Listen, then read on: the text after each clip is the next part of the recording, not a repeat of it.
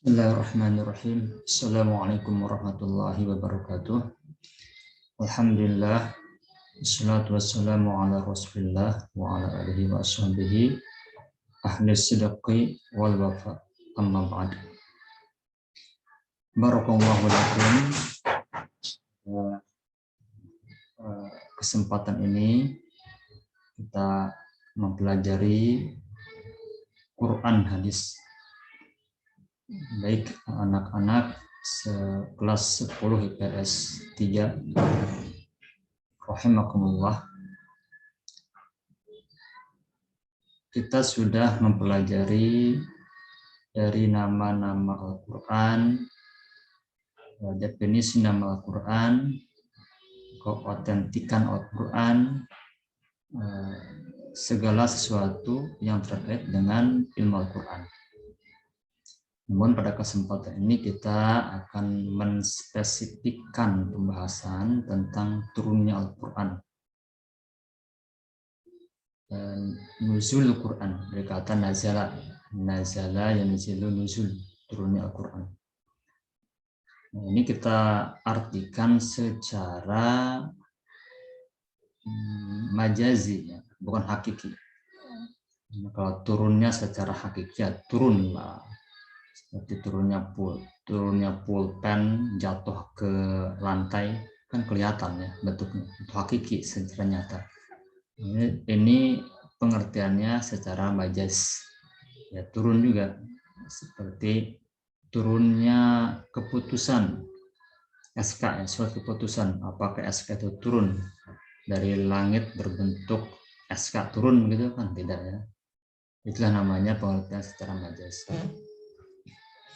Dimulai turunnya Al-Quran itu surat Al-Alaq 1-5. Ayatnya kita sudah hafal. Bismillahirrahmanirrahim. Iqra bismi rabbikal ladzi khalaq. Khalaqal insana min 'alaq. Iqra wa rabbukal akramul ladzi 'allama bil qalami 'allama al-insana ma lam ya'lam. Nanti akan kita bahas ya lebih detail tentang ayat ini. Kita kaji tafsirnya.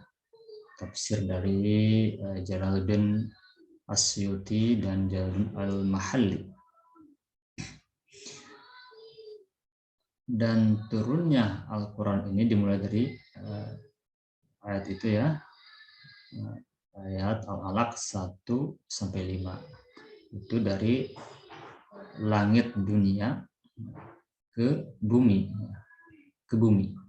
Jadi prosesnya ke langit dari Lauhul Mahfud ini ada yang membantah, ada yang tidak, ya, namanya pendapat begitulah. Nah, dari awal juga turunnya itu majazi, nggak bisa dihakikikan gitu ya. Tapi para ulama ada yang mengkaji hal ini, ya. Turunnya tentunya berdasarkan dari dalil ya, dari dalilnya. Dari lauhul turunnya 3 proses. Pertama dari lauhul mahfud, dari Allah ke lauhul mahfud. Nah, ini tidak ada yang tahu ya, di luar daripada ruang dan waktu. Dari Allah ke lauhul mahfud. Dari lauhul mahfud ke Baitul Izzah. Nah, ini tempatnya para malaikat, ya, Baitul Izzah itu. Nah, begitulah kita yakinilah ya turun Al-Quran, ya, begitu. Dari Baitul Izzah ke langit dunia, Nah, Baitul Izzah itu artinya langit dunia ya, langit dunia. Dari Allah ke Lauhul Mahfud, dari Lauhul Mahfud ke langit dunia, itu Baitul Izzah. Dari Baitul Izzah ya ke bumi, dari langit dunia itu, Baitul Izzah itu langit dunia ke bumi. Ya, prosesnya ada yang 20 tahun, 23 tahun, 25 tahun. Nah, ini proses tadi namanya pendapat akan ada selalu gitu ya, pendapat. Namun turunnya Al-Quran itu ada, turunnya Al-Quran itu benar gitu ya. Ditopang dengan Al-Quran, ya, suratnya sudah jelas, kita juga hafal ayat itu. Dan dalam perjalanannya Al-Quran itu dihafal, ada 3 proses penghafalan dari Nabi Muhammad SAW dengan para sahabatnya. Itu pasti terus proses turun ya Al-Quran berdasarkan peristiwa-peristiwa. Ketika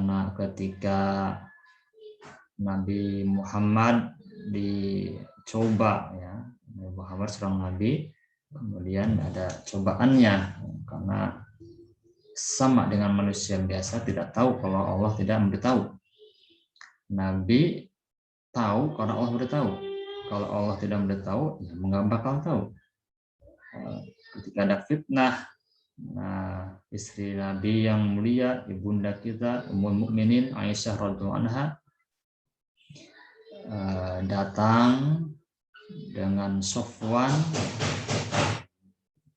karena ketinggalan. Nah, Siti Aisyah, ibunda kita, Ummul Mukminin tertinggal oleh rombongan, kemudian ditemukan oleh Sofwan dan pulangnya bersama Sofwan ke Madinah. Nah, ini desas-desus dari orang munafik menyebar. Bahkan Nabi sendiri merasakan kegelisahan. Nah, turun wahyu, belum ada turun wahyu, Nabi nggak tahu.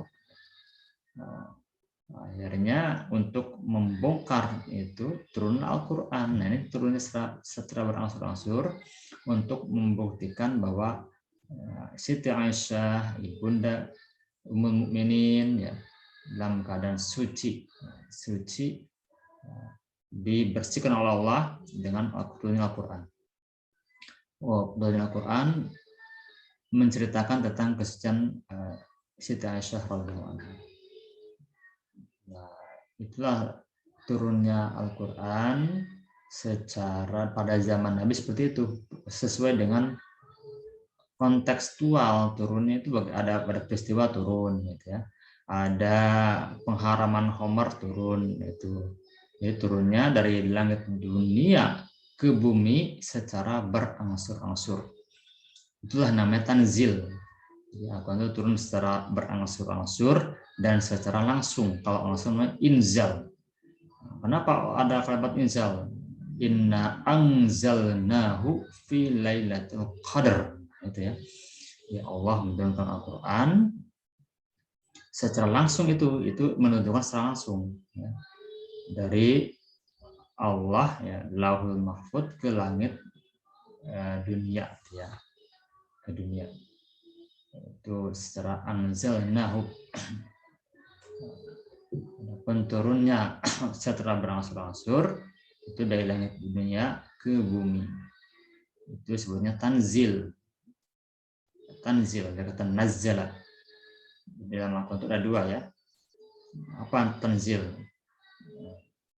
Itu ada tanazzalul malaikah. Tanazzalul malaikatu warruhu fiha bi'idzni rabbihim min kulli amr. Nah, itu kan berikutnya ya dalam surat Al-Qadar. Tanazzalul, jadi turun. Para malaikat turun. Nah, itu turun. Tanazzal. Dan ruh. Dan itu kayaknya film mudhari menunjukkan pada saat itu dan terus-menerus. Jadi itulah definisi mudhari itu hal wa mustaqbal. Jadi malaikat akan selalu turun pada malam Lailatul Qadar, akan selalu turun, tatanazzal. Tanya dibuang, jadinya tanazzal ya. Tanazzal itu asal katanya tatanazzal. Dan malaikat ruh fi bin rabbihim, malaikat Jibril juga turun ya. Fi bin rabbihim min kulli amr, dan izin Allah semuanya dengan izin Allah. Kita memohon syafaat Nabi dan izin Allah. Jadi kalau kita berdoa, ya Allah, perkenankanlah kami mendapatkan syafaat Nabi-Mu, ditambahkan dengan izin-Mu ya Allah. Karena kalau tidak dengan izin Allah, Nabi Muhammad tidak bisa memberikan syafaat tanpa Allah izinkan. Kalau sudah Allah izinkan, ya semuanya kita dapat, semuanya atas biidnillah. Nabi Musa, Nabi Ibrahim membuat kapal burung ya, supaya hidup itu biidnillah, dengan izin Allah. Itu proses Al-Quran, penulisan Al-Quran. Dilanjutkan ya, pada zaman sahabat itu ya begitulah, ada apa ditulis Al-Quran, ditulis ya. Nabi Muhammad ya menulis juga dalam ada pelepah kurma, di dalam batu-batu, gitu ya, tulang unta, nah itu ya, ditulis. Jadi berserakan, melakukan berserakan pada zaman Nabi Muhammad. Prodinya begitu ya, pada Nabi Muhammad dan para sahabat. Setelah Nabi Muhammad wafat, ya Al-Quran masih pada melekat mendapat di sahabat. Kehidupan syariat dan Al-Quran. Makanya kita ini, ya Allah ya, kalau ingin hidup kita ini selalu tenang, harus dekat dengan Al-Quran. Baca Al-Quran, hafalkan Al-Quran. Ini kita sudah baca Al-Quran, alhamdulillah. Dan terus dihafalkan. Akan menjaga hujjatun lana. Hujjah akan jadi pembela kita Al-Quran itu. Pada zaman diteruskan pada zaman Abu Bakar As-Siddiq. Pada zaman Abu Bakar As-Siddiq radhiyallahu anhu, Al-Quran itu udah melekat pada sahabat. Artinya kemanapun selalu dibaca.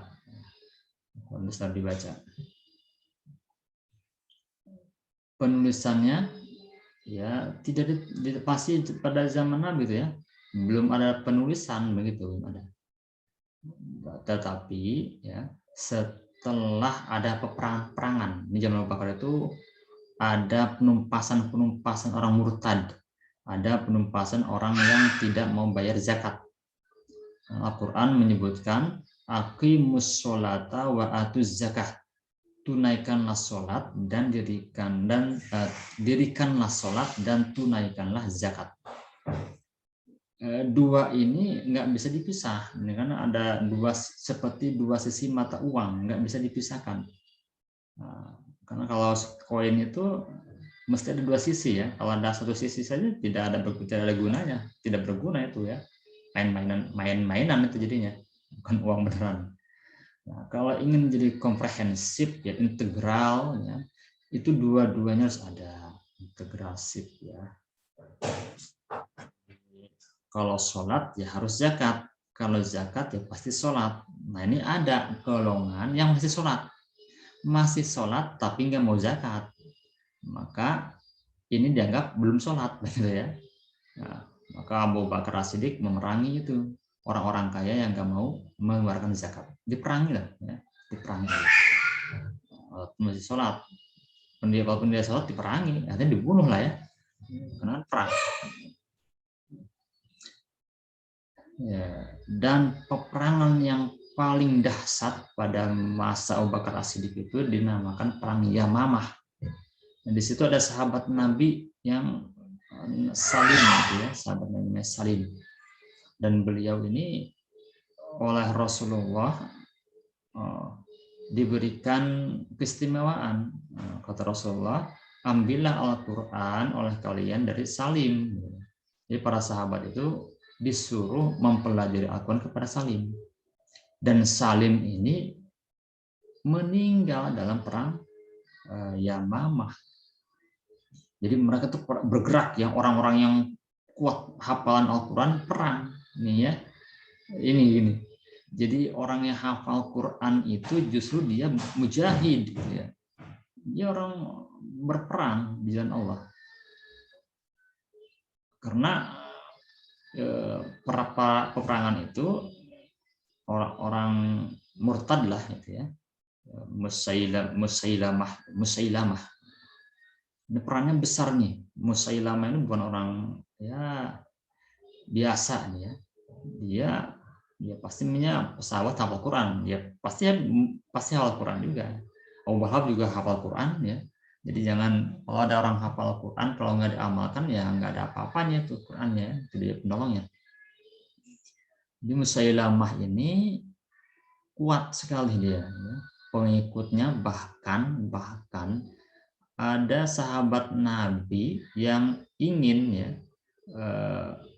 awalnya ingin diplomasi, negosiasi supaya Musailamah ini kembali kepada Islam dan minta izin kepada Abu Bakar As-Siddiq. Namanya Rojal itu atau Ar-Rijal itu ya. Rijal ini bilang kepada Abu Bakar, saya yang menghadap Ini sahabat senior ya, untuk mengislamkan lah, untuk mengembalikan Musailamah ini. Tapi sesudah berhadapan dengan Musailamah, justru Ar-Rijal ini menjadi pengikutnya. Nah ini geger persahabat yang lain. Rijal itu menjadi pengikut Musailamah, sahabat Nabi ya, belajar dengan Nabi di tempat masjid Nabi. Tapi inilah zaman fitnahnya seperti itu ya. Jadi jangan heran ya kalau sekarang ini orang pintar-pintar misalnya gitu ya, tapi menyimpang dari Islam. Ada contohnya ya, Rajal itu, dan memang itu disampaikan oleh Nabi ketika Nabi itu berkumpul di masjid Nabi. Di situ ada Abu Hurairah, ada Rajal, ada satu sahabat lagi ya, ada 3 lah dari sahabat itu. Kata Nabi, nanti di antara kalian ada yang giginya sebesar gunung Uhud. Nah ini, dan yang paling takut adalah Abu Hurairah. Abu Hurairah itu takut kepada beliau nih, gitu ya. Nah 3 orang terus berlanjut, dan 3 orang yang ada, 1 orang udah meninggal, tinggal 2 lagi nih ya, tinggal 2 lagi, Abu Hurairah dengan Rajal tadi. Siapa ini yang paling tahu tuh, yang paling tahu adalah Abu Hurairah. Abu Hurairah dibuktikan ketika peristiwa perang Yamamah itu, yang berbelot mengikuti ya, Musailamah adalah Rajal. Maka Abu Hurairah menjaga bukan dirinya ya, yang disampaikan Nabi, yang giginya akan sebesar gunung Uhud. Nah, di nerakanya gitu ya. Nauzubillah. Dengan Nabi semuanya ucapannya benar ya, punya keistimewaan. Apa yang diucapkan Nabi akan terbukti. Jadi ketika dia ucapan Nabi seperti itu, harusnya ya tadilah ya, orang itu ya semuanya Allah ya, kalau dia mau bertobat ya sebelumnya, kalau belum mati dia bertobat, Allah ampuni ya salatnya. Barakallahu lakum. Masih pada zaman sahabat seperti ya, zaman utama peristiwa penulisan Al-Quran pada masa Abu Bakar As-Siddiq. Dengan peristiwa itu ya, para sahabat, ada 70 sahabat yang meninggal, dan semuanya hafal Quran, hafid Quran. 70 sahabat senior meninggal dalam perang Yamamah. Dan atas kekhawatiran itu ya, kekhawatiran akan terjadi perang berikutnya, Umar mengusulkan, Umar bukan khalifah ya, ini karena khalifahnya Abu Bakar, tapi beliau mengusulkan kepada khalifah untuk mengumpulkan Al-Quran, dikumpulkan Al-Quran, didatang dalam satu mushaf, dalam satu ikatan ya, tulisan. Apa Abu Bakar langsung menerima? Tidak menerima, karena ini tidak pernah dicontohkan oleh Rasulullah gitu. Jadi Rasulullah tidak pernah memerintahkan untuk mengumpulkan Al-Quran, dan Abu Bakar nggak mau melaksanakan perbuatan yang belum pernah dicontohkan Rasul. Tetapi Umar ini selalu mengajukan terus, mendesak gitu ya. Ini perbuatan baik, ini perbuatan maslahat, ini kemaslahatan gitu ya, kemaslahatan.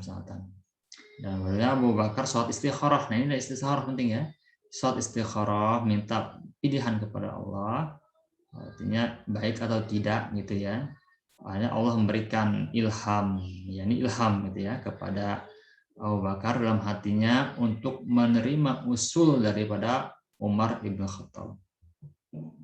Nah, terimalah ya, diterima usulan Umar bin Khattab untuk mengumpulkan Al-Quran. Ya, maka ditunjuklah Zaid bin Thabit sebagai ketuanya. Jadi Zaid bin Thabit itu sahabatnya dari kalangan Ansor ya, untuk mengumpulkan Al-Quran.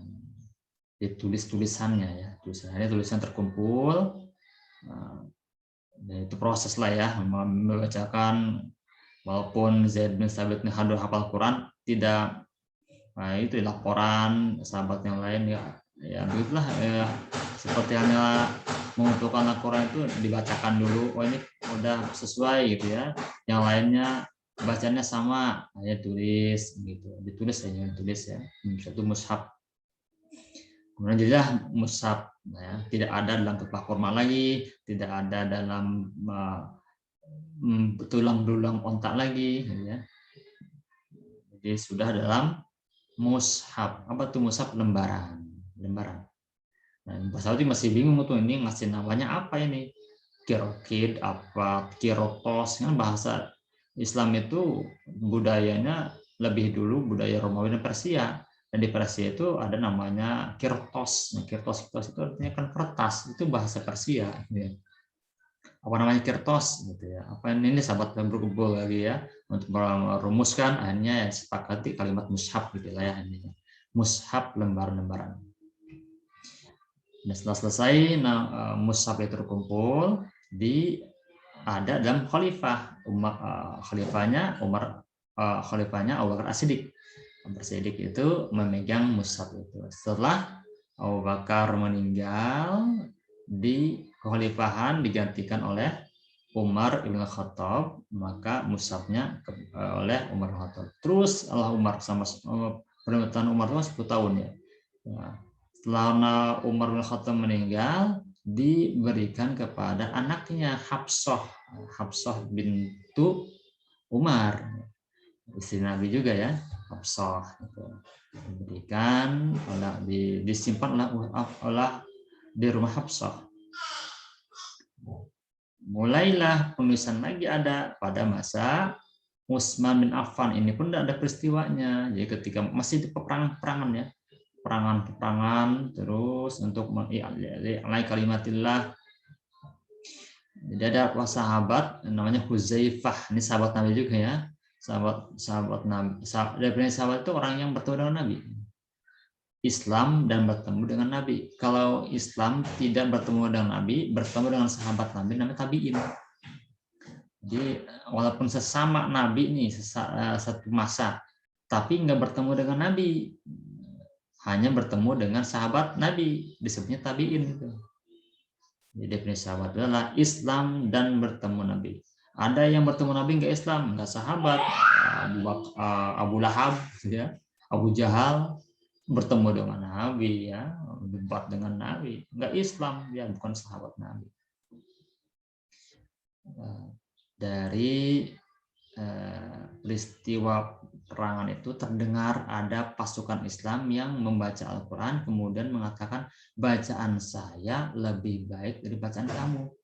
Nah, ini mengkhawatirkan oleh sahabat Huzaifah ini, asalnya dari Yaman, makanya Huzaifah al-Yamani.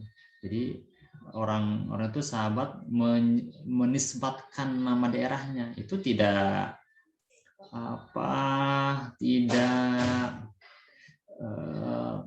eksklusif lah, katakan begitu ya. Jadi dia menyebutkan namanya, misalnya dari Abdul Al Palembangi, ya nggak apa-apa, memang dari orang Palembang gitu ya. Jadi itu sama-sama gitu ya. Saya Mama Huzaifah Al Yamani, orang Yaman. Jadi ada yang belakang-belakang disebutin gitu ya. Dan setelah peristiwa itu dilaporkan kepada saya, peristiwa tadi ya, ada bacaan saya lebih bagus dari bacaan kamu. Nah, ini dilaporkan kepada Utsman bin Affan dan atas ketika sudah pulang dari peperangan. Ini mengkhawatirkan kata Huzaifah, kalau tidak ditulis lagi ya di dalam satu mushaf, ini akan jadi perpecahan umat. Nah, jadi orientasinya beda antara Abu Bakar dengan Utsman. Kalau Abu Bakar mengumpulkan ya supaya Al-Quran terjaga ini Al-Quran ya. Karena kalau para sahabat meninggal, hafalannya dibawa ke alam barzah, hilang nantinya. Ya orang kalau sudah nggak ditulis, tulisannya dibawa ke alam barzah, nggak ada lagi. Nah ini makanya harus ditulis gitu ya. Yang ditulis itu namanya masolihul mursalah ini dalam hukum Islam. Kemaslahatan untuk semuanya, kemaslahatan. Walaupun zaman Nabi nggak disuruh itu ya. Jadi inilah termasuk alaikum bisunnati wa sunnati khulafa'ur rasyidin. Alaikum bisunnati wa khulafa'i wa sunnata khulafa'ir rasyidin al-mahdiyyin. Memang itu Nabi begitu. Hendaklah kalian bersunnah, mengikuti sunnahku dan sunnah para khulafa'ur rasyidin. Khulafa'ur rasyidin itu siapa? Abu Bakar, Umar, Utsman, Ali. Itu kan kesepakatan itu. Ada yang menambahkan ya, Umar bin Abdul Aziz karena keadilannya sama. Itu adil, jadi dimasukkan ke dalam khulafa'ur rasyidun itu. Dan dari peristiwa tadi akhirnya Utsman menyetujui harus dikumpulkan lagi, maka dipanggil lagi yaitu Zaid bin Sabit yang dulu zaman Abu Bakar jadi ketua ya, ini dia ketua lagi, menjadi ketua lagi. Dan ada timnya ya, ada panitianya dari Quraisynya 3 orang. Dari Quraisynya ya, itu Abdullah bin Zubair diantaranya ya, dari Hisham ya, itu menjadi anggota ya, diketuai oleh Zaid bin Sabit. Nah, pesan Utsman kalau terjadi perselisihan dalam bacaan, kembalikan ke dalam bacaan Quraisy karena memang Al-Quran itu diturunkan dengan dialek Quraisy. Jadi walaupun Zaid bin Thabit ini ketuanya karena dia kan orang dari Ansor ya, dari Madinah, bukan Quraisy berarti. Nah, dan anggotanya tiga-tiganya dari Quraisy. Kembalikan ke dialek Quraisy. Yang sekarang ya, terkumpul ya ditulis dalam Mushaf Utsmani yang mana sih kan kalau pertanyaan seperti apa Mushaf Utsmani yang sekarang kita baca gitu ya. Yang sekarang kita baca Al-Qur'an itulah Mushaf Utsmani itu. Mushaf Utsmani. Yang bacanya ya sama ya. Itu dialek Quraisy semuanya. Wa ja'alna min baini aydihim sadda wa min khalfihim sadda. Nah, itu dialek Quraisy itu. Mungkin nanti ada qiraat sab'ah, ada bacaan 7, bahkan sampai bacaan 16, tapi bacaan 7 yang populernya ya, qiraat sab'ah. Beda-beda, cuman maknanya nggak berubah gitu ya. Ada yang baca wa ja'alna min baini aydihim sadda, ada yang itu yang umum ya. Ada yang baca wa ja'alna min baini aydihim sudda pakai domah. Tapi itu nggak mengubah arti, enggak ya. Artinya sama-sama dinding. Cuman dialeknya sama-sama, ya itu dari Nabi semua artinya mutawatir. Ada yang baca begitu, dibiarin aja karena memang dialeknya begitu, cuma tidak keluar dari mutawatirnya tadilah gitu ya, tidak keluar. Dan inilah untuk menyamakan bacaan. Jadi untuk penulisan pada masa Utsman itu adalah untuk menyamakan tulisan. Nah, baik kita simpulkan dari penulisan Al-Quran ini.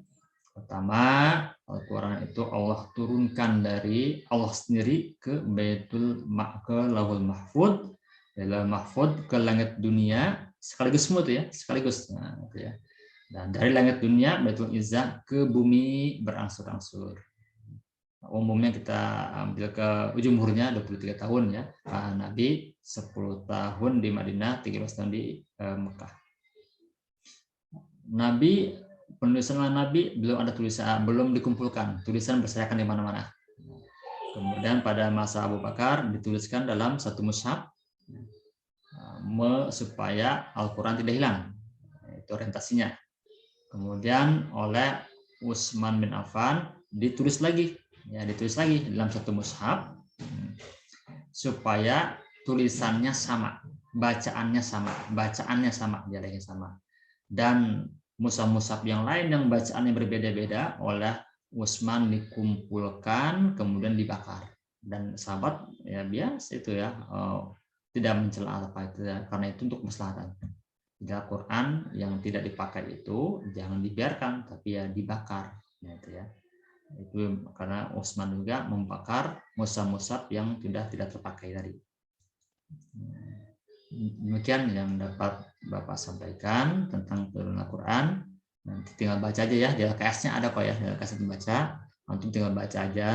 Pertanyaan-pertanyaan juga dipelajari. Insya Allah kita akan adakan penilaian harian bersama di hari Senin mulainya ya. Dibaca bab 1, bab 2 yang kita pelajari saja ya. Kita pelajari, itu dibaca. Kita akhiri dengan doa kafaratul majlis. Subhanakallahumma bihamdika asyhadu an la ilaha illa anta astaghfiruka wa atubu ilaik. Assalamualaikum warahmatullahi wabarakatuh.